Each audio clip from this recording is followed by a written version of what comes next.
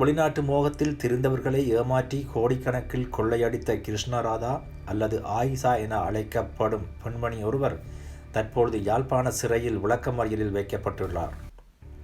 வெளிநாட்டு மோகத்தில் திரிந்தவர்களை ஏமாற்றுவதற்காக யாழ் நாவலர் வீதியில் அலுவலகம் ஒன்றை அமைத்து கனடா வேலை விசா, சுற்றுலா விசா என்பன பெற்றுத் தருவதாக கூறி அங்கு வந்த ஒவ்வொருவரிடமும் 50 லட்சங்களுக்கும் குறையாத பணத்தை பெற்று ஏமாற்றியுள்ளார். இந்த பெண்மணி தனக்கு நவீன ரக கார் மற்றும் அதற்கு சாரதி என தனது தோற்றத்தில் சினிமா பாணியிலான பணக்கார தோற்றத்தை உண்டு பண்ணியே வந்தவர்களை ஏமாற்றியதாக தெரிய வருகின்றது.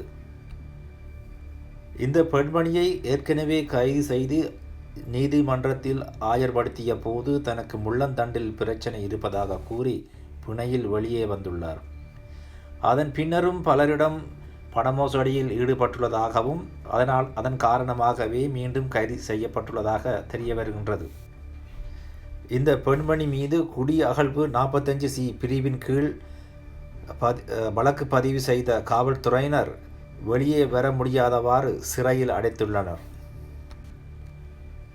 மேலும் ஒரு செய்தியாக, பிரான்சில் ஈழத்தமிழ் இளைஞர் ஒருவர் விபரீத முடிவை எடுத்து தற்கொலை செய்து கொண்டுள்ளமை பெரும் சோகத்தை ஏற்படுத்தியுள்ளது. இலங்கை தமிழரான லக்சான் என்பவரே இவ்வாறு ரயில் முன் பாய்ந்து தற்கொலை செய்து கொண்டுள்ளார். பாரிஸின் புறநகர் பகுதியில் இச்சம்பவம் நடந்துள்ளது.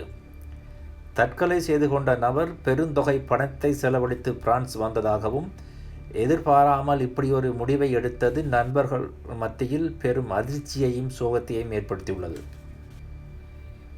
பிரான்ஸ் அரசினால் இவரது அகதி விண்ணப்ப கோரிக்கை நிராகரிக்கப்பட்டதே தற்கொலைக்கான காரணம் என முதல் கட்ட விசாரணையின் மூலம் தெரிய வந்துள்ளது.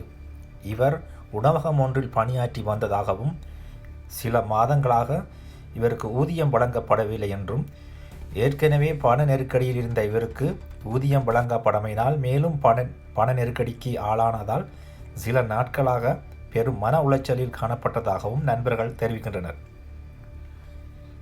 எனினும் லக்சன் தொடர்பாக சமூக வலைத்தளங்களில் தவறான செய்திகள் பரப்பப்படுவதாகவும் நண்பர்கள் மத்தியில் பெரும் கவலையும் விசனமும் ஏற்பட்டுள்ளதாக அறியப்படுகின்றது.